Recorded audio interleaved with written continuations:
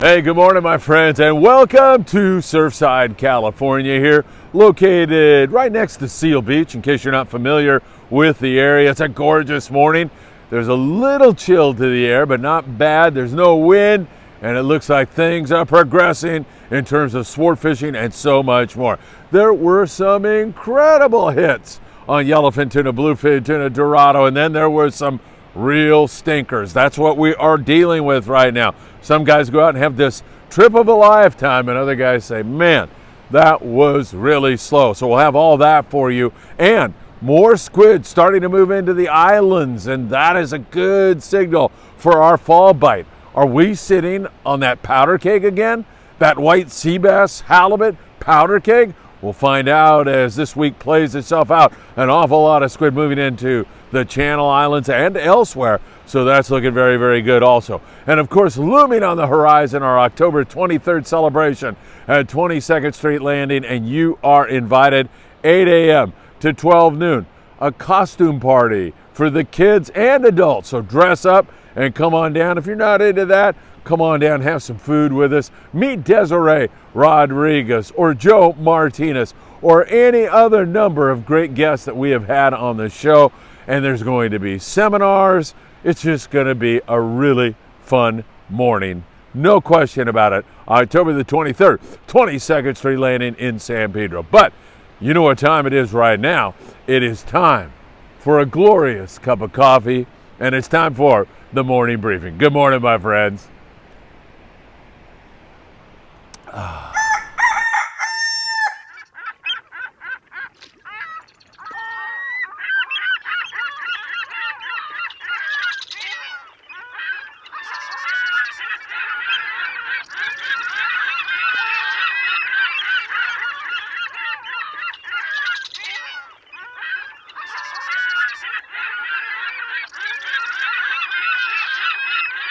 Hey, it is great to be back with you all. Thanks for joining me. Spend a little bit of time here, and your precious time is worth so much. And I'm so happy that you have decided to join us for another morning briefing. The other day, 17,000 of you were watching the morning briefing. Can't thank you enough for that. And also, we're up over 1 million views right now, and thousands upon thousands of hours consumed by all of you. Once again, you have my heartfelt thanks for that. If you could do it, hit that like button right now. That thumbs up really makes a difference, and so many of you are doing it, and it really helps us a lot. I can't thank you enough for doing just that. You know, the other morning when I was out here, yesterday as a matter of fact, I was mentioning what a gorgeous day it is, and it wasn't more than 15 minutes later that there was thunder and lightning and pouring rain, just for a brief time, but it was kind of funny. I mean, after all, I'm not all that great on my predictions lately with albacore, and obviously my weather prognostications are not all that great either. You know, this whole squid situation, before I get into the offshore, and there's robust offshore fishing still continuing, but this whole squid thing, man, I'm telling you, look out. It just bodes well for the coming season, number one, but we may see some immediate results for that squid moving into the islands because, you know, remember your high school biology? Remember the food chain? The big ones come to eat the little ones. Well, that squid moves in and there's always predators on it. Could be yellowtail, there could be white sea bass, there could be more halibut. Any number of predators get on that market squid, and we're seeing a pretty good influx of it right now. So we're monitoring that for you very, very closely. All right, everybody, I'm telling you, the offshore scene is up and it's down. Some guys get them, some guys suffer, some guys don't get them. I mean, there were boats with 2 dorado yesterday, no dorado. I mean, that kind of a situation. And then there was some really good scores. But as usual, I'm going to start you out south of the border. I'm going to take you a little bit further down to the Bahia de Los Angeles, the Bay of LA, located on the Baja Peninsula, and it's gorgeous there right now. The weather's great, the water's warm, and there are copious amounts of fish being taken down there. Misael Martinez is down there fishing right now, and you can see the variety of fish that he has taken. That's one thing about the Bay of LA. You hang a fish, you don't know what it's going to be. It could be a dorado, a yellowtail.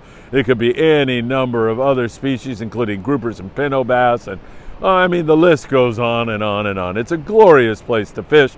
and I certainly hope you get a chance to do that really, really soon. Up in Ensenada, well, it's a little bit more hit and miss for the Pongueros down there also. Those guys are trying to find kelps, and in many cases, it's paying off really, really good. And of course, you find those dolphin pods, and on those dolphin pods, or mixed with those delfinas, are really a lot of yellowfin tuna. It's very typical of YFT, and we're seeing some really, really excellent scores. So you can get those things on bait, but I'm telling you right now, a chrome jig has been working really, really well. Those Daiwa Sakanas, like a 20 gram or even a little bit heavier than that, work really good. 40 pound is what you want to fish with that. And remember, you see all that fish on the surface, or you get into a porpoise pod, a dolphin pod, sink that jig deep. I don't care if they're doing somersaults out of the water. Sink it down a little bit. You'll feel them whacking at it when it's sinking, and when you do, put it in gear and wind. But get it down there a little bit deeper. You get into the meat of the school. When you wind on it, you come through a lot more fish, and your hookup ratio go up through the roof. Since we are talking tackle and we're talking Ensenada, it's offshore fishing, there's so many commonalities with regard to tackle that I feel like I can suggest a little bit more tackle. Number one, fluorocarbon, a must when you're bait fishing. We love Opsin, so www.opsinusa.com. Put in FA at checkout. Greg Brown will send you a handwritten note. Been a long time since you've gotten one of those, right? And also a free gift. FA at checkout, super important. So fluorocarbon, a couple rods are absolutely mandatory. A 25-pound outfit and a 40-pound outfit. If you have heavier, bring it. And if you have one that's lighter, bring it. Now, remember, we've talked about this a lot, but it's very important that you choose a really good hot bait. And if that bait, the one that you thought was going to bring you success and glory, doesn't work, not getting bit, change it. I know it's hard to do. You think to yourself, man, I found the perfect bait, and I can't get a bite on it. There's something up with it, so change it. And also, you are going to gauge whether you fish that light outfit or the heavier outfit with regard to a couple of things and factors. Number one, the intensity of the bite. If it's full speed and they're biting nails, go to the heavy right now and a bigger hook. If it is a really finicky kelp, you see Dorado on it, and they just don't want to bite, you're going down to the lighter stuff. And same thing on your hook size. A 2.0 hook, you can even go bigger than that when the intensity's really up there and they're bigger fish. And when they're finicky, you're going to drop that hook size down to a smaller hook, down to a number 2 size hook. So keep all of that in mind when you're fishing the offshore scene, and that will help you a great deal. Ranger 85, a busman's holiday for a bunch of guys from Cisco's. Looks like they had a really fun time. A bunch of the deckhands and crew from Cisco's were out on the Ranger 85, and they had some fun with 72 Dorado, 70 yellowfin tuna, 3 skip quacks, 3 skipjack, and 56 Dorado. Not too bad, pretty good fishing down that way. Now, the Amigo was just out on a trip, and Michael Morrison was the second captain. And I know Mike's going to take credit for the great fishing they had. But Chuck Zimmer, good friend, he's such a great guy over there at the Redondo Beach Rod and Gun Club. I was over there with Brian Huynh and Sam De La Torre in a past meeting, and we had such a good time, got treated so lovely over there because of Chuck and all the great people. And Chuck, I hope we're going to see you October 23rd, and bring all the guys from the Rod and Reel Club. We would sincerely love to see you there. But Chuck was on board this trip, and the thing he wanted to emphasize, besides some really excellent fishing, was how hard the crew on the Amigo worked. And you don't have to tell me, because that's the boat I charter with out of 22nd Street Landing. Their effort is always there. Their work ethic is second to none. The food is fantastic. It's always a super positive experience. Nice hit out there with 38 yellowfin, 73 Dorado, 6 on the yellowtail, and a nice hit indeed for those guys on board the Amigo. Your same kind of tackle that we were talking about just a moment ago. And once again, a lot of fish on those dolphin pods. Running those things down is a lot of fun. Mark Paisano Jr., such a great young captain. Man, when Mark comes to me and says, well, Phil, we have these options, what do you want to do? I say, the decision is all yours, my friend. You've got a lot more expertise than I do. And I turn it over to him, and he always makes the right decision. Thunderbird KJ was on board this one from Mag 12 Swim Baits. Nice Dorado KJ, as he was out there, and he said they had 10 yellowfin tuna, 62 Dorado, 3 bluefin to 150 pounds. He said that bluefin bite was very difficult and very scratchy. So is that something that portends the future? I don't think so. I think that this could go either way. But the dropping water temps, as we get them, as we move deeper into the fall, are going to chase that Dorado and yellowfin out of here more than likely. Who knows in this crazy year? But that bluefin should hang and should continue to bite. And I think maybe we're just off them a little bit. Hard to keep track of them. We've got a little bit of a distraction with that excellent yellowfin tuna and Dorado bite going on down to the south. So we'll see as it goes along. But if you're going on overnight, not overnight, but 2-day, multi-day type trips, you definitely want to be tackled up for that nighttime bite. And that nighttime bite features bluefin from 20 pounds, and yellowfin, by the way, 20 pounds to 200 plus pounds. That's on the bluefin. The yellowfin will get up to 60, 70 pounds.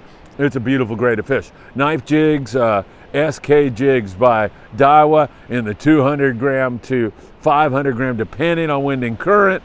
Talk to your crew member. They're going to tell you when and what to drop. And when I say when to drop, when the captain says, I see him at 200 feet, you're dropping to 250 feet, and you're doing it right now. You're doing it fast, because it makes all the difference in the world if you get down fast on those fish. So keep that in mind. Pacific Queen, 3-day trip with 32 bluefin, 20 on the yellowfin, 115 on the Dorado. And any other given year, that would be a magnificent score. A lot of people are saying, man, that's not as good as it once was, and that is absolutely true, but it's still some really fun and good fishing, and you got all the fish you need after a trip like that. Condor 2-day, 80 on the Dorado. Polaris Supreme 2-day, 24 people on board, 33 bluefin, 6 yellowfin tuna. And we saw some boats that had up there no report. Let me read through the lines. When it says no report, they didn't kill them that day. Okay, so no report means it was pretty bad.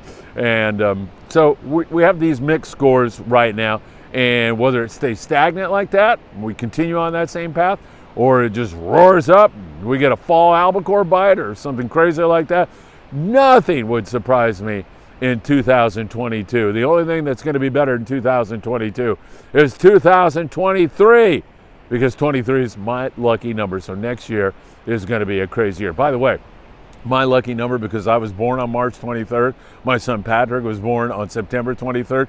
My brother Paul was born on February 23rd. My dad played college football, and what do you think his number was? 18. No, it was 23. So 23 is my lucky number, no question about it. Some fun out of Dana Wharf sport fishing, 44 guys with 6 Dorado. And we saw other boats like the Enterprise. I don't believe he had any Dorado yesterday, if my memory serves me. Went to Catalina, had a couple yellowtail, but overall cat on the slower side. We'll get into that when we talk about islands in a second. And then up there in the Channel Islands, there's still bluefin tuna popping their heads up there in the Channel Islands. So that is within the realm of possibility. I'll tell you that right now. You could see more bluefin taken up there in that neck of the woods. All right, let us talk islands for a moment. And at the islands right now, we'll start you down there at Todos Santos Islands off of Ensenada. We continue to see a lot of yellowtail in there, some bigger bonita, some calico bass. That is a venue available to you up there at the Coronado Islands. Some boats are going to switch over and start hammering on the islands, because the Coronado Islands have been red hot. It's just that the offshore bite has been so good, so everybody's driving right by. But if you stop there, you are likely on a sport boat to catch 20 to 100 yellowtail, mostly 12 to 18 pound fish, and they're deeper right now for the most part. There's been a lot of yo-yo ironfish, sinking your jig deep, winding on it fast. Whoa! There's nothing better than that. And when you're bait fishing, it's been a lot of dropperly with a 6-ounce torpedo. So you drop down and you hang a fish and you're like, what is this, man? This isn't a yellowtail, it's a lingcod.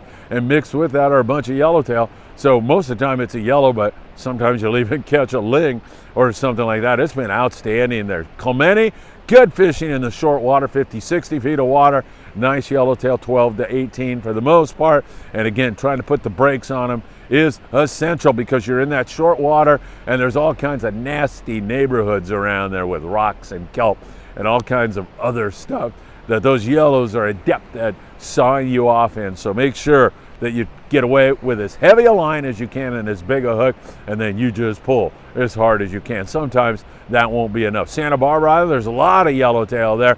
They had been in that short water also, same thing. A lot of casualties up there in that neck of the woods. And Channel Islands, we're starting to see all that squid move in there. That is a good sign. The island tack yesterday had a couple of white sea bass. Look out, everybody.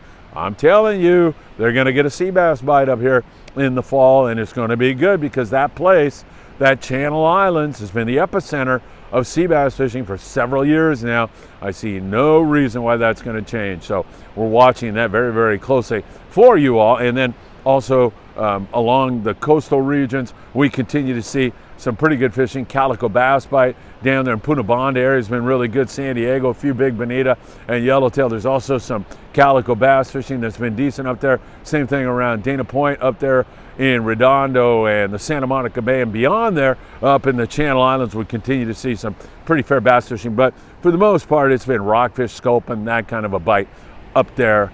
Well, actually all along the coast right now.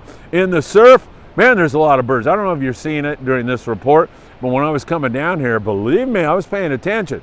Pelicans hitting the water, birds chirping, a lot of life out here this morning. And with that bait moving in here, that's a good sign, man. Halibut, yellowfin croaker, maybe some spotfin croaker. It just gets the food chain moving along and headed in the right direction. So the surf looking good. Corvina fishing's been very good with light line and natural baits, ghost shrimp, sand crab, something like that. Down here at Big Fish Bait and Tackle and the beautiful city of Seal Beach, you can grab some of that bait and hit the surf.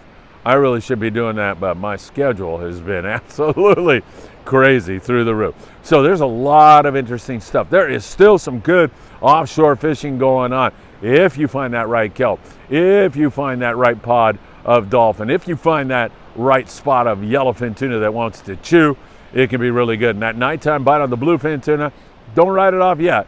It is much slower. It is much more difficult, but we'll see where we head from here. All right, October the 23rd, it's going to be great. Halloween costume contest for the kids and adults. We've got food for you. We've got your coffee. We'll do our morning briefing toast together that great day. And then also there's going to be seminars. Brian Wynn is going to be there to do a great seminar. I can't wait for that. That should be really, really good, along with Roger Eckhart, two guys with vast amount of knowledge. They're going to be there, and that should be fun. And we may have Wendy from Iserline. She said she's not sure on her schedule. She may be there, but Desiree Rodriguez, the little girl that was saved 36 years ago by Mark Paisano and Paul Strasser, will be there. And a couple of guys have sent me notes saying, I don't care who else shows up. She's the star of this day. And that is absolutely true. I mean, that story still sends a chill up my back. It's just an incredible story. I hope if you haven't watched that podcast, you do, and get ready to meet Desiree. She's an incredible human being who brings a lot of joy and a lot of happiness to so many in this world. All right, and Raffles. We're going to use this as a fundraiser, so bring some dinero along with you, and we'll have some great raffles. We'll raise money so we can take all the goods that we've been collecting throughout the year down to some people in Mexico who really could use our help. All right, what else can I say other than have a lovely Thursday, have a wonderful day. Stay tuned for more content today, and of course, I send you all my very, very best. Hope to see you October 23rd. Take care, my friends. I'll see you then.